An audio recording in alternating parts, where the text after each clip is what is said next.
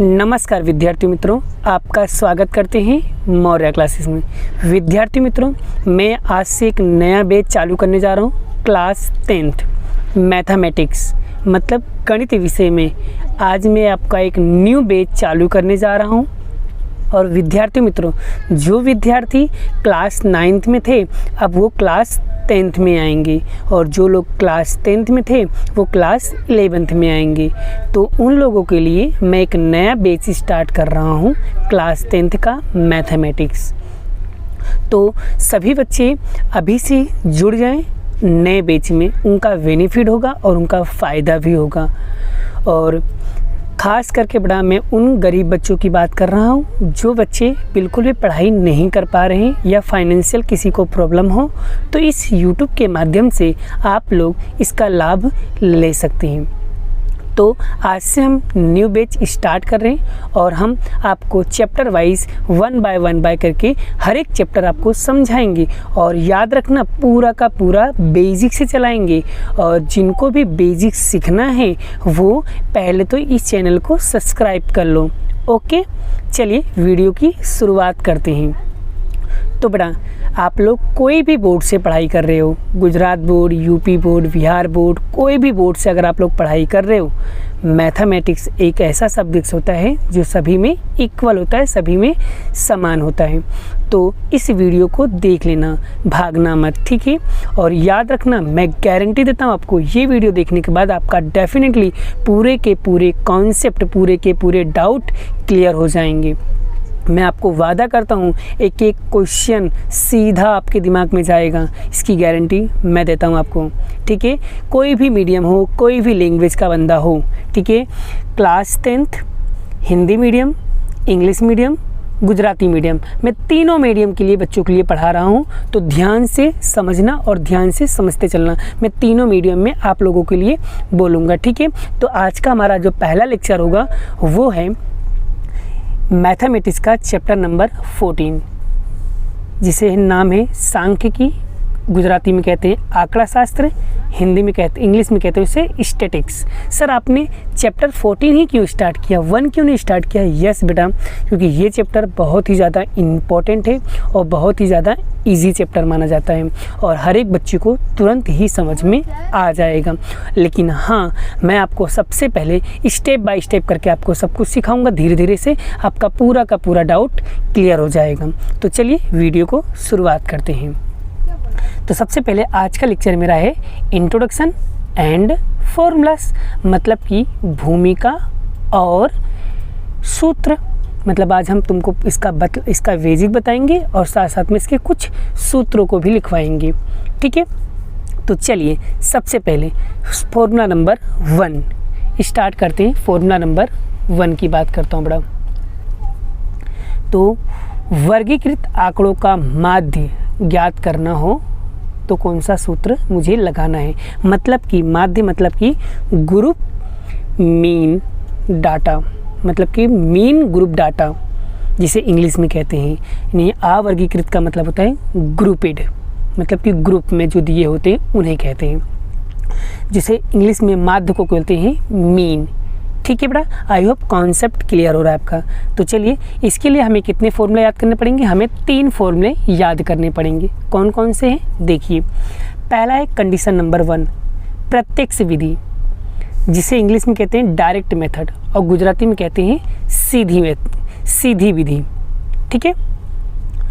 तो चलिए, इसके लिए हमें कौन सा फॉर्मूला इस्तेमाल करना है? x बार बराबर सिग्मा fi xi अपॉन में सिग्मा fi। सिग्मा fi को हम n भी कहते हैं, जिसे हम सिग्मा fi लिख सकते हैं, ठीक है। सर इस सूत्र का इस्तेमाल हम कब करेंगे? तो इस सूत्र का इस्तेमाल हम, इस सूत्र का उपयोग जब सवाल के अंदर fi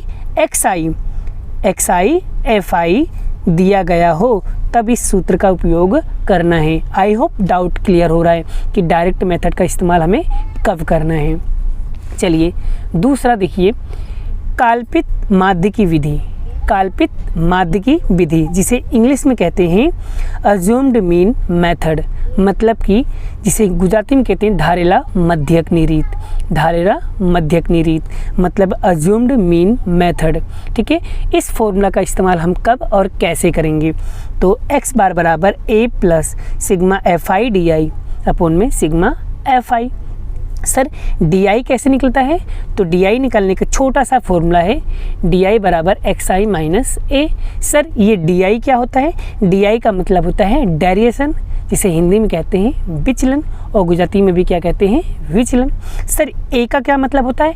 ए मुझे धारना पड़ता है, मानना पड़ता है, ठीक है, लेट करना पड़ता है। आई होप कॉन्सेप्ट क्लियर हो गया। ए का क्या मतलब होता है? लेट करना, माना की मतलब धारेला। ठीक है सर, इस सूत्र का इस्तेमाल हमें कब करना है? जब इस सूत्र का उपयोग जहाँ पर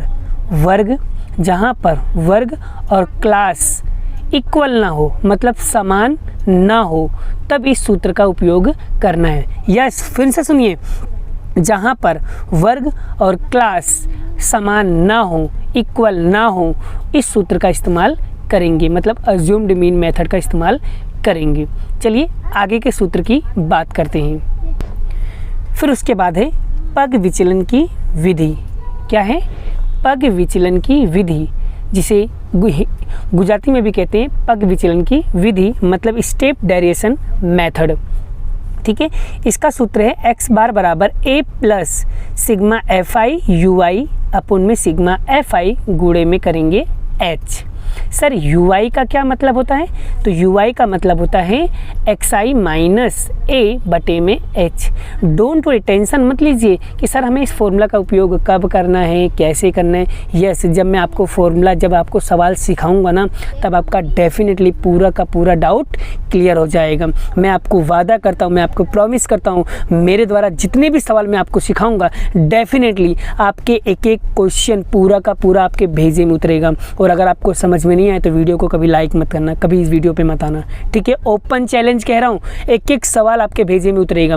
ठीक है, तो चलिए देखते हैं पग विचलन की विधि का सूत्र हम कब अप्लाई करेंगे और कब इसका सूत्र का इस्तेमाल करना है। जब इस सूत्र का उपयोग, जब क्लास मतलब वर्ग समान हो, मतलब कि क्लास वर्ग अगर समान हो तो इसका उपयोग होगा। मतलब कि, या तो दूसरा कंडीशन देखिए, जब वर्ग की संख्या, वर्गों की मतलब क्लास की जो नंबर्स होते हैं वो क्या होंगे?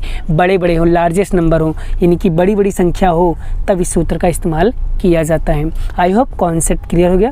क्लास अगर इक्वल होगा तब भी इस सूत्र का इस्तेमाल किया जाएगा, या तो अगर इसमें अमाउंट बड़े बड़े दिए हों तब भी इस सूत्र का इस्तेमाल होगा। जैसे फॉर एग्जांपल 100 से 200 से 200 से 300, 300 से 400, 400 से 500, ऐसे जो क्लास वर्ग दिए हों वो क्या होंगे? अगर बड़े बड़े होंगे तो आपको पग विचलन का मेथड का इस्तेमाल करना है। और 90% केस में आपका पूरा का पूरा सवाल इसी मेथड से होगा।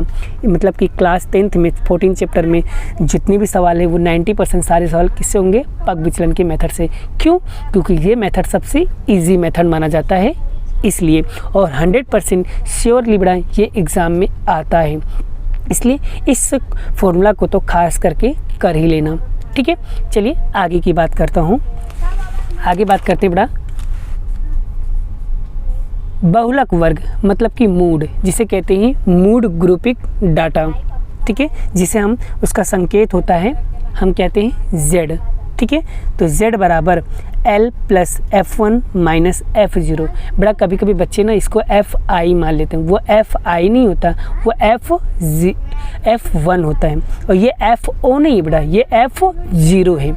ठीक है, डाउट क्लियर कर लेना। ठीक है, 2F1 minus F0 minus F2 गुणे में H। सर L का क्या मतलब होता है? F1 का क्या मतलब होता है? F0 का क्या मतलब होता है? F2 का क्या मतलब होता है? H का क्या मतलब? उन सभी का मतलब मैंने यहाँ पर लिखा हुआ है। L मतलब होता है बहुलकीय वर्ग का निम्न सीमा, मतलब कि लोअर बाउंड्री। H मतलब होता है वर्ग अंतराल, मतलब क्लास लेंथ। F1 मतलब होता है बहुलकीय का बारंबारता, मतलब सबसे बड़ी आवृत्ति, सबसे बड़ी फ्रीक्वेंसी। F का बहुलकीय ठीक पहले वाला, मतलब कि जो मतलब सबसे बड़ी आवृत्ति के पहले वाला, और F2 मतलब सबसे बड़ी आवृत्ति के बाद वाला। ठीक है सर, ऐसे तो मुझे समझ में नहीं आ रहा है, तो कोई बात नहीं, मैं आपको एक एग्जाम्पल के द्वारा समझाता हूँ, आपका पूरा का पूरा डाउट क्लियर हो जाएगा। तो चलिए एग्जाम्पल देखते हैं इसकी। देखिए बेटा, इस फॉर्म में L क्या होता है, F1 क्या होता है, F0 क्या होता है, F2 क्या होता है, H क्या होता है, इन सभी का मतलब बताने के लिए मैंने आपके सामने एक एग्जांपल लाया है। इस एग्जांपल की मदद से हम समझेंगे तो हमको डेफिनेटली सब कुछ समझ में आ जाएगा। तो देखिए, सबसे पहले हमें स्टेप 1 अधिकतम बारंबारता, मतलब कि सबसे बड़ी, मतलब इस फ्रीक्वेंसी के अंदर, इस आवृत्ति के अंदर देखो सबसे बड़ा संख्या कौन सा है, सबसे बड़ा नंबर कौन सा है। तो सबसे बड़ा नंबर है 15। तो यानी कि महत्तम आवृत्ति कितना है, 15। और 15 के ऊपर देखो, 15 के ऊपर कौन सा क्लास दिया है, कौन सा वर्ग दिया है, तो 20 से 30, ये हमारा क्या हो जाएगा, क्लास। तो लिखेंगे जिसमें बहुलकीय वर्ग है हमारा 20 से 30। इतना हर एक सवाल के अंदर इतना तो आपको लिख ही देना है। क्लियर हो गया।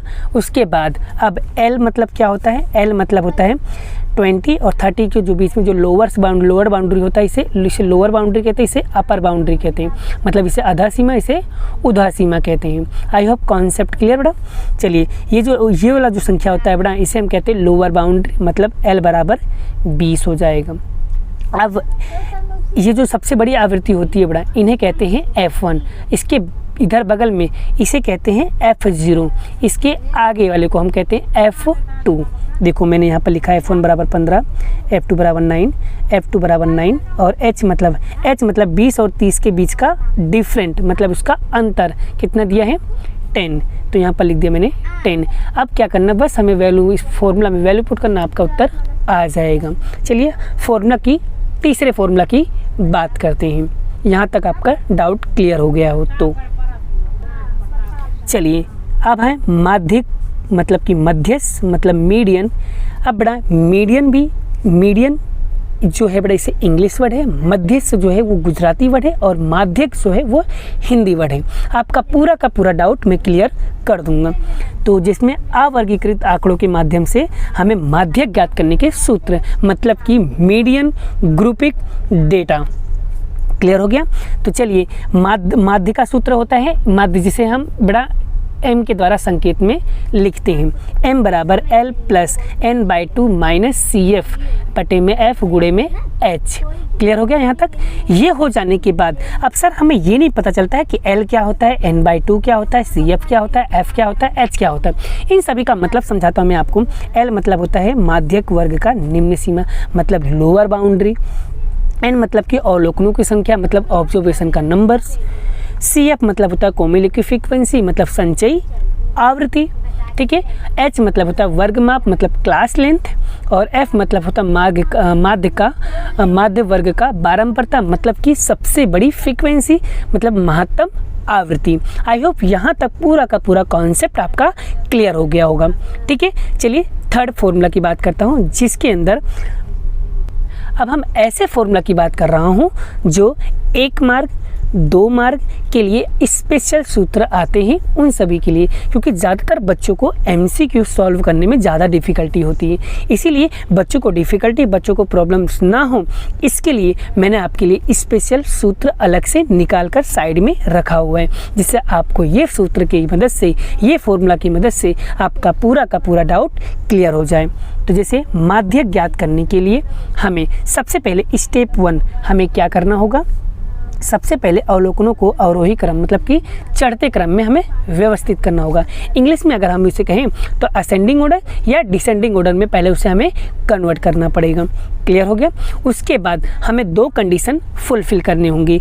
कंडीशन नंबर 1, यदि n विषम संख्या दिया हो, मतलब कि विषम मतलब होता है यदि n की वैल्यू ओड नंबर हो, तब हमें ये वाला फॉर्मूला लगाना है, m बराबर n+1 डिवाइड बाय 2 वह अवलोकनों का मूल्य।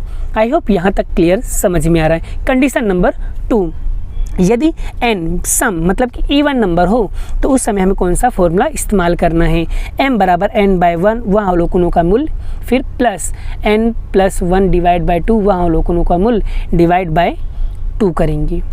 क्लियर हो गया यहाँ तक। इस तरीके से हम क्या करेंगे, माध्यक ज्ञात करेंगे। आगे हम देखते हैं बेटा, अवर्गीकृत सूचना के लिए माध्य मतलब कि मीन फाइंड आउट करने के लिए उस समय हमें ये वाला फॉर्मूला इस्तेमाल करना है, x बार बराबर सिग्मा xi अपॉन में n। सर इसका क्या मतलब होता है, x बार का मतलब होता है माध्य मतलब कि मीन, अवलोकनों की संख्या बटे में कुल अवलोकनों की संख्या, मतलब total observation of numbers and total observation of number. I hope यहाँ तक पूरा का पूरा कॉन्सेप्ट क्लियर हो रहा है। बेटा अगर ये फॉर्मूला अगर तुमने लिख लिया और अच्छे से नोट्स बना लिया, खुद की नोट्स बनाओगे तब जाके आपको समझ में आएगा, और 1 या 2 बार आपको प्रैक्टिस करनी पड़ेगी, तब जाके आपको परफेक्टली समझ में आएगा। तो चलिए लास्ट फॉर्मूला की बात करता हूँ। तो लास्ट फॉर्मूला है माध्यक, बहुलक और माध्य के बीच का रिलेशन, मतलब कि मीडियन, मूड एंड और क्या मेन का बार, इन सभी के रिलेशन की बात कर रहा हूँ। तीनों का रिलेशन कैसा है? तो z बराबर 3m - 2x बार। ये बेटा कभी कभी 1 मार्क्स 2 मार्क्स के लिए स्पेशल सूत्र है जो एग्जाम